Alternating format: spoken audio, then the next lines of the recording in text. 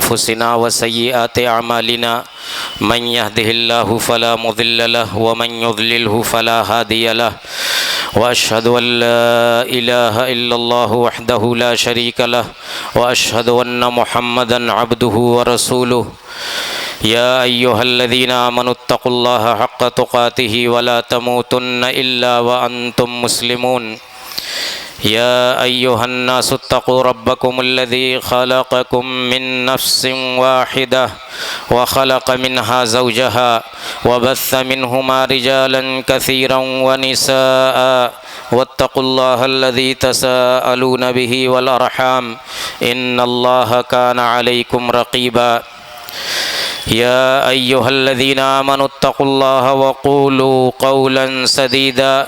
يصلح لكم أعمالكم ويغفر لكم ذنوبكم ومن يطع الله ورسوله فقد فاز فوزا عظيما أما بعد فإن خير الحديث كتاب الله وخير الهدي هدي محمد صلى الله عليه وسلم وشر الأمور محدثاتها وكل محدثة بدعة وكل بدعة ضلالة وكل ضلالة في النار۔ برادران اسلام، خواتین ملت اور پیارے پیارے بچوں، عید کی بہت ساری مبارکباد قبول فرمائیں۔ اللہ تعالیٰ اس تہوار کو ہمارے لیے خیر و برکت کا ذریعہ بنا دے۔ اس سے پہلے مبارک مہینے میں ہم نے جو کچھ نیکیاں کی ہیں، تمام تر کمی اور کوتاہی کے باوجود ہم اللہ سے یہی دعا کرتے ہیں کہ اللہ تعالیٰ ان نیکیوں کو قبول فرما لے اور انہیں ہمارے حسنات میں درج فرما دے۔ اسلامی بھائیوں اور بہنوں، اللہ رب العالمین نے ہمیں ایک دین دیا ہے، ایک شریعت دی ہے، قرآن دیا ہے، ہمارے پاس نبی کو بھیجا ہے اور ہمیں اس زمین پر زندگی گزارنے کا طریقہ بتلا دیا ہے۔ قرآن کریم جس کی سالگرہ کے طور پر یہ رمضان کا مہینہ آتا ہے، اسی قرآن کی مختلف تعلیمات میں سے ایک اہم تعلیم یہ بھی ہے کہ اس زمین پر عدل و انصاف قائم رکھنے کے لیے اور اس زمین کو خیر اور صلاح سے معمور رکھنے کے لیے اللہ تعالیٰ نے اہل ایمان کو ایک ذمہ داری دی ہے۔ اس ذمہ داری کا نام ہے امر بالمعروف اور نہی عن المنکر۔ یہ اسلام کے اصولوں میں سے ایک اصول ہے، ایک بنیادی چیز ہے، اور یہ بتلایا گیا ہے کہ اس امت کے خیر، اس امت کے اندر بھلائی اسی پر موقوف ہے۔ کنتم خیر امت اخرجت للناس تأمرون بالمعروف وتنہون عن المنکر وتؤمنون باللہ۔ بھلائی کا حکم دینا، برائی سے روکنا۔ بھلائی، ہر خیر کا کام، ہر اچھائی کا کام، امن و شانتی کی چیز، اس کا حکم دینا ہے، اور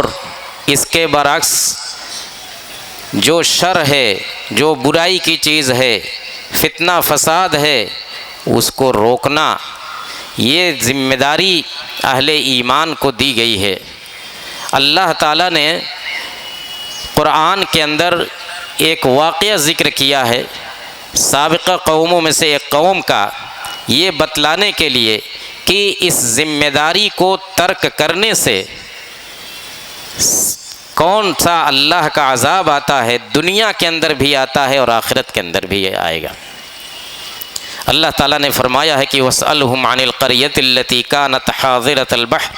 إِذْ يَعْدُونَ فِي السَّبْتِ اذ تأتیہم حیتانہم یوم سبتہم شرعا ویوم لا یسبتون لا تأتیہم کذالک نبلوہم بما کانوا یفسقون۔ اے نبی، اللہ تعالیٰ اپنے نبی کو مخاطب کر کے کہہ رہا ہے کہ اے نبی، ان یہودیوں سے پوچھئے اس بستی کے بارے میں جو بستی ایک سمندر کے کنارے آباد تھی، اور اس بستی کے لوگوں کو، ان یہودیوں کو اللہ نے حکم دیا تھا، ان کے یہاں حکم تھا سنیچر کے دن کی تعظیم کرنا۔ سنیچر کا دن جسے ہمارے یہاں جمعہ کا دن ہفتے میں ایک محترم اور مقدس دن ہے، اسی طریقے سے ان کو سنیچر کا دن دیا گیا تھا، اور اس میں ایک خاص حکم ان کو یہ الگ سے تھا کہ سنیچر کے دن وہ شکار نہیں کریں گے۔ لیکن آزمائش ان کی یوں ہوتی تھی کہ سنیچر کے دن سمندر میں مچھلیاں خوب اچھل اچھل کر کے اوپر آتی تھیں، اور سنیچر کا دن جیسے ختم مچھلیاں غائب ہو جاتی تھیں۔ اذ تأتیہم حیتانہم یوم سبتہم شرعا ویوم لا یسبتون لا تأتیہم۔ انہوں نے ایک حیلہ اختیار کیا۔ سنیچر کے دن جب مچھلیاں پانی کے اوپر آتی تھیں تو ادھر ان کو پابندی ہے شکار کرنے کی، اور ادھر مچھلیاں لالچ دے رہی ہیں، تو کیا کرتے؟ انہوں نے ایک تدبیر اختیار کی، ایک حیلہ اختیار کیا، حرام چیز کو حلال کرنے کا ایک حیلہ اختیار کیا۔ کیا کیا کہ سنیچر کے دن، مفسرین کہتے ہیں کہ سنیچر کے دن وہ کیا کرتے، سنیچر سے پہلے ہی وہ سمندر کے کنارے کنارے بڑے بڑے گڈھے کھود لیتے تھے، تو جب سنیچر کے دن مچھلیاں آتی تھیں تو اچھل کر کے ان گڈھوں میں آ جاتی تھی، پھر وہاں سے نکل نہیں پاتی تھیں۔ سنیچر کا دن جب گزر جاتا تھا تو اب وہ سمجھتے تھے کہ پابندی ختم ہو گئی ہے، اب لے آؤ ان مچھلیوں کو نکال لو۔ اور ایک تفسیر یہ بھی کی گئی ہے کہ سنیچر کے دن سے پہلے وہ جال لگا دیتے تھے، اور پھر سنیچر کا دن گزرنے کے بعد وہ جال نکال لیتے تھے اور اس میں مچھلیاں ان کو مل جاتی تھی۔ یہ ایک غلط چیز کو صحیح ٹھہرانے کا غلط طریقہ، یہ ایک منکر کام تھا، یہ ایک برائی تھی۔ اب ظاہر بات ہے کہ سماج کے سارے لوگ یہ کام نہیں کرتے تھے، تو اس وقت سماج 3 حصوں میں بٹ گیا۔ اللہ تعالیٰ نے قرآن کے اندر اسی کا تذکرہ کیا ہے، اس کے آگے کہ وَإِذْ قَالَتْ أُمَّةٌ مِّنْهُمْ لِمَ تَعِظُونَ قَوْمًا اللَّهُ مُهْلِكُهُمْ أَوْ مُعَذِّبُهُمْ عَذَابًا شَدِيدًا۔ ان میں سے ایک گروہ نے ان لوگوں سے کہا جو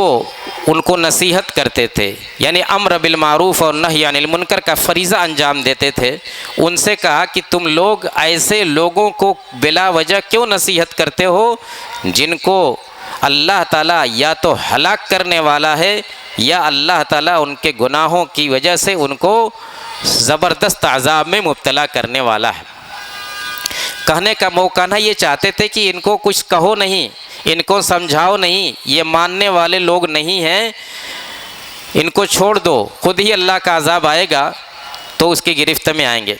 انہوں نے کہا کہ نہیں، قالوا معذرۃ الی ربکم ولعلہم یتقون، کہا کہ نہیں، ہم تو سمجھائیں گے، ہم امر بالمعروف اور نہی عن المنکر کا کام کریں گے، کیوں؟ معذرۃ الی ربکم، اللہ کے یہاں جواب دینا، اللہ کے یہاں جواب دینا ہے کہ تم نے اپنی آنکھوں کے سامنے ایک منکر دیکھا، ایک برائی دیکھی، روکا کیوں نہیں؟ معذرۃ الی ربکم ولعلہم یتقون۔ دوسری وجہ یہ ہے ہمارے روکنے کی کہ ہو سکتا ہے کہ یہ باز ہی آ جائے۔ کون کہتا ہے؟ ہمارا کام تو کرنا ہے، ہمارا کام خیر کا حکم دینا ہے، برائی سے روکنا ہے۔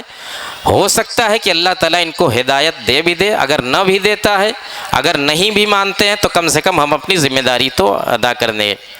بہرحال ہوا یہ کہ وہ لوگ مانے نہیں، ہوا یہ کہ وہ لوگ مانے نہیں، اور جب مانے نہیں تو جو لوگ شکار کر رہے تھے اللہ تعالیٰ نے پہلے تو ان کو ایک زبردست عذاب میں مبتلا کیا۔ فَلَمَّا عَتَوْا عَمَّا نُهُوا عَنْهُ قُلْنَا لَهُمْ كُونُوا قِرَدَةً خَاسِئِينَ۔ اس سے پہلے یہ کہ جب وہ نہیں مانے تو ہم نے ان کو ایک زبردست عذاب میں مبتلا کر دیا۔ اس عذاب میں وہ کوئی عذاب رہا ہوگا دنیا کے اندر، اللہ تعالیٰ نے کسی عذاب میں، قرآن کے اندر عذاب بئیسن کا لفظ ہے، ایک سخت قسم کا عذاب، اس میں ان کو پہلے مبتلا کیا، لیکن پھر بھی وہ سنبھلے نہیں۔ جب نہیں سنبھلے تو قلنا لہم کونوا قردۃ خاسئین، ہم نے ان سے کہا کہ تم ذلیل بندر ہو جاؤ، یعنی اللہ تعالیٰ نے ان کو بندر کی شکل میں ان کی صورت مسخ کر دی، ان کی صورت تبدیل کر دی۔ یہ اللہ تعالیٰ کی طرف سے دنیا کے اندر عذاب آیا ان برائی کرنے والوں کے اوپر جو اپنی برائی میں لگے رہے، اور اللہ تعالیٰ نے یہ بھی کہا ہے کہ انجینا الذین ینہون عن السوء، جو لوگ برائی سے روکتے تھے ان کو ہم نے بچا لیا۔ یہی فائدہ ہوتا ہے امر بالمعروف اور نہی عن المنکر کا کام کرنے کا، کہ جب لوگ اپنی ذمہ داری ادا کرتے رہتے ہیں تو ایسے لوگوں کو اللہ تعالیٰ عذاب سے بچا لیتا ہے۔ اگر وہ بھی خاموش رہتے تو اللہ کے عذاب کی گرفت میں وہ بھی آ سکتے تھے۔ واتقوا فتنة واتقوا فتنة لا تصيبن الذين ظلموا منكم خاصة، اے لوگو اس عذاب سے ڈرو جو تم میں سے صرف ظالموں کو نہیں پہنچے گا، صرف گنہگاروں کو نہیں پہنچے گا۔ مطلب یہ ہے کہ اگر تم برائی دیکھ کر کے خاموش رہو گے تو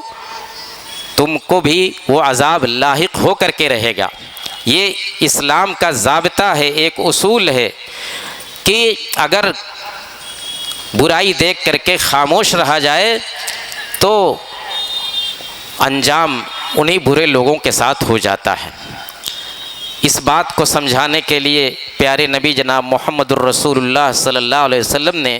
ایک مثال دے کر کے سمجھائی، مثل القائم فی حدود اللہ والواقع فیہا کمثل قوم استحموا علی سفینۃ، کہ اللہ کی حدود میں قائم رہنے والا اور اللہ کی حدود کی خلاف ورزی کرنے والے لوگ، ان دونوں کی مثال اس جماعت کی ہے جن کو سفر کرنا تھا تو انہوں نے ایک کشتی کا سفر کرنا تھا تو انہوں نے قرآن اندازی کی۔ دو طرح کے لوگ، ایک القائم فی حدود اللہ، جو اللہ کے بتائے ہوئے راستے پر جمے رہتے ہیں، خیر کے کام میں لگے رہتے ہیں، اور ان کے مقابلے میں والواقع فیہا، اللہ کے حدود میں گھس جاتے ہیں، اللہ کے احکام کی خلاف ورزی کرتے ہیں، نافرمانی کرتے ہیں۔ کہا کہ ان دونوں کی مثال ان لوگوں کی ہے جو ایک کشتی کا سفر کرنے والے تھے۔ کشتی دو منزلہ تھی، انہوں نے قرآن اندازی کی، اوپر والی منزل پر کون بیٹھے گا، نیچے والی منزل پر کون سوار ہوگا، یہ طے کرنے کے لیے قرآن اندازی کی۔ قرے میں جن کا نام اوپر کے لیے نکلا وہ اوپر بیٹھ گئے، جن کا نام نیچے کے لیے نکلا وہ نیچے بیٹھ گئے۔ اب نیچے والوں کو جب پانی کی ضرورت، حدیث کا میں ترجمہ کر رہا ہوں، نیچے والوں کو جب پانی کی ضرورت ہوتی تو بار بار وہ اوپر جاتے۔ ظاہر بات ہے کہ کشتی میں نیچے سے پانی نہیں آئے گا، اوپر جا کر کے کھلے والے حصے میں سے سمندر سے پانی لینا ہوگا، تو یہ لوگ بار بار جاتے اوپر پانی لینے کے لیے، تو ظاہر بات ہے کہ اوپر والوں کو تکلیف ہوگی، پریشانی ہوگی ان کے آنے جانے سے۔ تو انہوں نے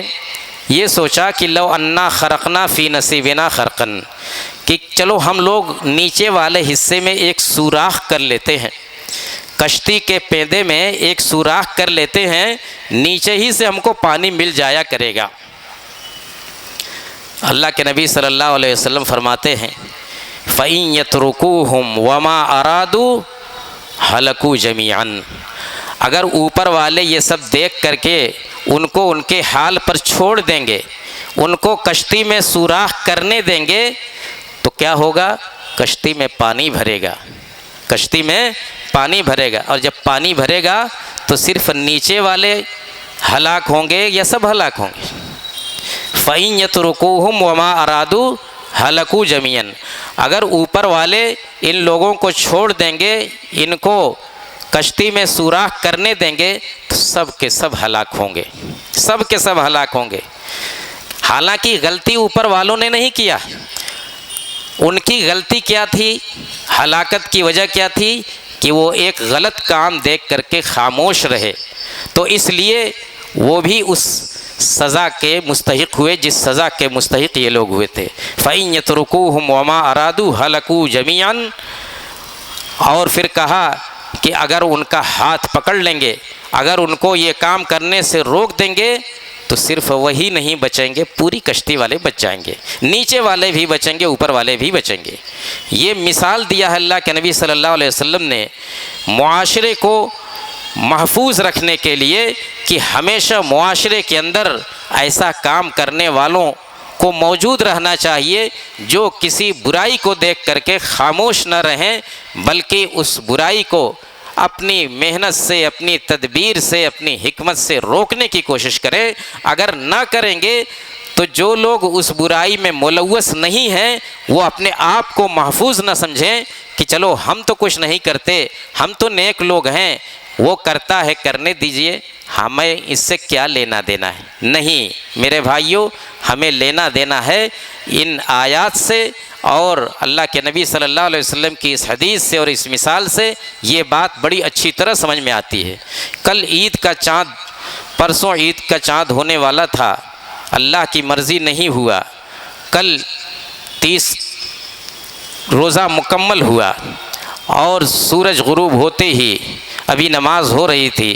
پٹاخے دگنا شروع ہو گئے، پٹاخے دگنا شروع ہو گئے، اور ادھر نماز ہو رہی ہے، ادھر پٹاخے دگ رہے ہیں، ادھر سے دگ رہے ہیں، ادھر سے دگ رہے ہیں، ادھر ہنگامہ ادھر ہنگامہ۔ یہ کیا چیز ہے؟ کیا یہ منکر نہیں ہے؟ یہ دیوالی کا تہوار ہے، کئی سالوں سے دیکھا جا رہا ہے، آپ بھی دیکھتے ہیں سنتے ہیں کہ یہ وبا بڑھتی جا رہی ہے۔ ہمارا نوجوان لگتا ہے کہ وہ اپنی محنت کی کمائی اس برباد اور اس منکر کام کے لیے، اس منکر کام میں لگانے کے لیے بےتاب رہتا ہے۔ بعض سالوں میں یہ بھی دیکھا گیا کہ چاند نہیں ہوا تب بھی پٹاخے داغے جانے لگے۔ یہ بہت بڑی برائی ہے میرے بھائیوں، یہ تشبہ بالغیر ہے۔ ہمارا تہوار اس طرح کے دھوم دھڑاکوں سے پاک ہے، ہمارا تہوار یہی ہے، نفاست، سادگی، امن و شانتی اور صفائی ستھرائی، خوشبو۔ یہاں دھوم دھڑاکا، یہاں گانا بجانا اور یہاں تین تماشا نہیں ہے۔ اس پر روک لگنی چاہیے، اصحاب حل و عقد کو اس میں آگے آنا چاہیے، علماء کو، مصلحین کو، سماج کے اثردار طبقے کو اس منکر کو روکنے کے لیے آگے آنا چاہیے۔ اور بھی جو دوسرے منکرات سماج کے اندر پھیلے ہوئے ہیں میرے بھائیوں، اگر ہم ان کو ان کی جگہ پر نہ روکیں گے تو پھر آگے بڑھ کر کے پورے معاشرے کو اپنی لپیٹ میں لے لیں گے۔ اصلاح کا کام ضروری ہے۔ ہم ہر سال رمضان میں قرآن کی تلاوت کرتے ہیں، قرآن کو متعدد بار ختم کرتے ہیں، اس قرآن کی تعلیمات کو بھی سمجھنے کی کوشش کریں، اس قرآن کے پیغام کو بھی سمجھنے کی کوشش کریں۔ اللہ تعالیٰ نے کہا وَمَا كَانَ رَبُّكَ لِيُهْلِكَ الْقُرَى بِظُلْمٍ وَأَهْلُهَا مُصْلِحُونَ۔ تیرا رب، اے نبی، تیرا رب کسی بستی کو ظلماً ہلاک کرنے والا نہیں ہے اگر اس بستی کے لوگ مصلح ہوں گے، اصلاح کریں گے، خیر کا کام کریں گے، امر بالمعروف نہی عن المنکر انجام دیتے رہیں گے تو اللہ تعالیٰ اس بستی کو ہلاک نہیں کرے گا۔ دوسری طرف دیکھیے، ایک مرتبہ اللہ کے نبی جناب محمد الرسول اللہ صلی اللہ علیہ وسلم سے صحابہ کرام نے سوال کیا، اے اللہ کے نبی انہلک وفینا الصالحون، کیا اپنے بیچ نیک لوگوں کی موجودگی کے باوجود ہم ہلاک ہو سکتے ہیں؟ ہمارے بیچ میں فینا یعنی سب لوگ نہیں، کچھ لوگ نیک ہوں گے، فینا الصالحون، کچھ لوگ نیک ہوں گے، اچھے ہوں گے، یعنی اپنے طور پر وہ صالح ہوں گے، تو ان کی موجودگی کے باوجود کیا ہم ہلاک و برباد ہو سکتے ہیں؟ آپ نے کیا جواب دیا؟ اس جواب پر غور کیجئے گا، چھوٹا سا جواب ہے لیکن بڑا جامع ہے۔ آپ نے فرمایا کہ نعم اذا کثر الخبث، نعم اذا کثر الخبث، یعنی نیک لوگوں کے موجودگی کے باوجود تم ہلاک ہو سکتے ہو۔ کب ہلاک ہوگے؟ جب برائی بڑھ جائے گی، برائی بڑھ جائے گی۔ ہمارے سماج کے اندر کون سی برائی ایسی ہے جو موجود نہیں ہے؟ ہمارا طرز زندگی دیکھیں، ہماری گلیوں میں کوچوں میں چل کر کے دیکھیے، کون سی برائی ایسی ہے جو ہمارے اندر نہیں پائی جاتی؟ ہمارے نوجوانوں کے اندر، ہمارے بزرگوں کے اندر، ہمارے عورتوں کے اندر، ہماری عورتوں کے اندر، اور سماج کے کسی بھی طبقے، کیا امیر کیا غریب، کیا چھوٹا کیا بڑا، ایک فہرست ہے منکرات کی۔ میرے بھائیوں، سماج کو دیکھنے سے ایسا لگتا ہے کہ ہم کو کھانے پینے موج مستی کرنے کے علاوہ کسی چیز سے کوئی مطلب نہیں۔ جس گلی میں چلے جائیے بس کھانے پکانے ہی کا تذکرہ۔ نوجوان کو دیکھو، جب وہ اکٹھا ہوتے ہیں تو بس جشن کا نام، بس کھانے پینے کا تذکرہ اور سیر و تفریح کا تذکرہ، گلی گلی اس کے انتظامات ہیں اور بھیڑ لگی رہتی ہے۔ آپ ایک لائبریری تلاش کریں گے گلی کے اندر، محلے کے اندر، تو کوئی لائبریری آپ کو نہیں ملے گی، کوئی دارالمطالعہ نہیں ملے گا، کوئی ایسا مرکز، کوئی سینٹر نہیں ملے گا جہاں لوگ بیٹھ کر کے سماج کی فلاح بہبود کی بات کریں، جہاں تعلیم کو فروغ دینے کی بات کریں، جہاں کمزوروں اور ضرورت مندوں کو امداد پہنچانے کی بات کریں۔ صرف کھانے پینے کی باتیں اور صرف کھانے پینے کے انتظامات۔ ابھی رمضان کے اندر آپ نے دیکھا، رمضان کا مہینہ گزر گیا، عید کا موسم آ گیا، دکانوں پر کھانے پینے کے سامانوں کے ساتھ ساتھ کولڈ ڈرنک کی تہ پر تہ لگا کر کے رکھی گئی ہے۔ اب ہمیں صرف کھانا ہے اور کھانے کو پچانے کے لیے ان لوگوں کا بنایا ہوا مشروب پینا ہے جن کو ہم منہ بھر بھر کر کے جن پر لعنت ملامت کرتے ہیں۔ میرے بھائیوں، اپنے معاشرے میں اصلاح کا کام کرنے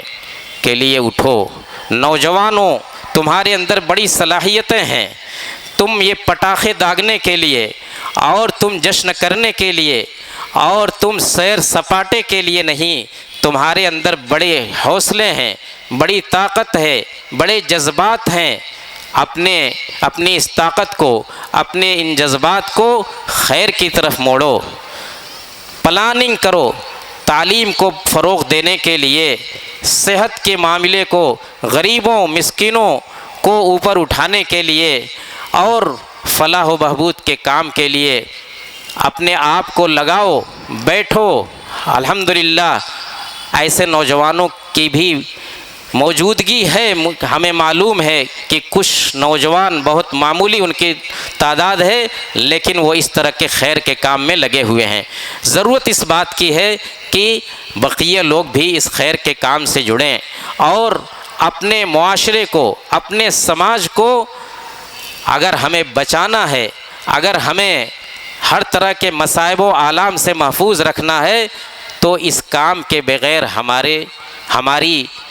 ہماری حفاظت اور ہماری فلاح و بہبود ممکن نہیں۔ ہمارا جو رویہ ہے، ہمارا جو معمول ہے، اس رویے کے ہوتے، اس معمول کے ہوتے ہوئے ہم سے بڑا ہمارا دشمن کوئی نہیں، ہم سے بڑا ہمارا دشمن کوئی نہیں۔ ہم اپنی تمام خرافات میں لگے رہتے ہیں، ہر قسم کی ناہمواری میں، ہر طرح کی برائی میں لگے رہتے ہیں، اس کے بعد کہتے ہیں کہ دیکھو فلاں ہمارے اوپر ظلم کر رہا ہے، فلاں ہمارے ساتھ ناانصافی کر رہا ہے، ہمارے ساتھ یہ ہو رہا ہے۔ ارے ہم کیا کم ہیں، ہم کیا کم ہیں اللہ کے عذاب کو دعوت دینے کے لیے؟ اللہ کے نبی صلی اللہ علیہ وسلم فرماتے ہیں کہ والذی نفسی بیدہ لتأمرن بالمعروف ولتنہون عن المنکر او لیوشکن اللہ ان یبعث علیکم عقابا منہ ثم تدعونہ فلا یستجیب لکم۔ قسم ہے اس ذات کی جس کے ہاتھ میں میری جان ہے، تم امر بالمعروف کا کام، نہی عن المنکر کا کام، بھلائی کا حکم دینا، برائی سے روکنا، یہ کام ضرور بالضرور کرو ورنہ پھر دعا کے لیے ہاتھ اٹھاؤ گے اللہ تعالیٰ تمہاری دعا قبول نہیں کرے گا، اللہ تعالیٰ تمہارے اوپر عذاب مسلط کرے گا۔ لیوشکن اللہ تعالیٰ تمہارے اوپر عقاب منہ اپنی جانب سے عذاب مسلط کر دے گا۔ ہم کس عذاب سے کم میں جی رہے ہیں میرے بھائیوں، کتنے چیلنجز ہمارے سامنے ہیں جو دن بدن بڑھتے جا رہے ہیں، اور ہم ہیں کہ ہاتھ پر ہاتھ دھرے بیٹھے ہیں، کسی کو کوئی گویا فکر نہیں کہ آگے کیا ہونے جا رہا ہے، ہمارے لیے کیا کیا منصوبے بن رہے ہیں، ہم اپنی حفاظت کیسے کریں، کم سے کم اپنے اللہ سے تو جڑیں، اللہ کو تو یاد کریں، اس نے تو ہم کو کہہ دیا ہے کہ فاذکرونی اذکرکم، تم مجھ کو یاد رکھو گے تو میں تم کو یاد رکھوں گا، مجھ کو یاد رکھو گے تب میں تم کو یاد رکھوں گا۔ اور اس کا مطلب یہ ہوا کہ اگر مجھ کو بھول جاؤ گے تو مجھے کوئی پرواہ نہیں کہ تم کس وادی میں جا کر کے برباد ہوتے ہو۔ میرے بھائیوں اور بہنوں، جائزہ لیجئے اپنی گلی کا،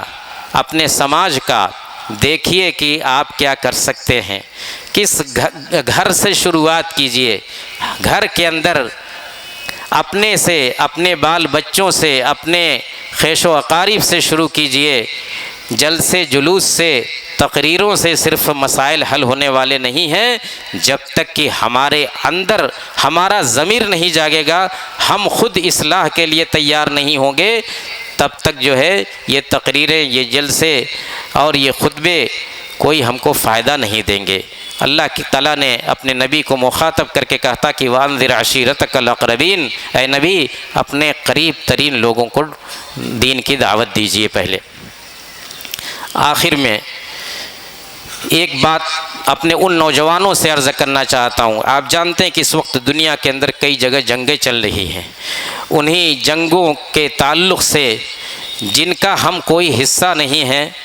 لیکن ہم زبردستی ان کا حصہ بننے کی کوشش کرتے ہیں، اس تعلق سے ایک بہت بڑی چیز جس کا عقیدے سے تعلق ہے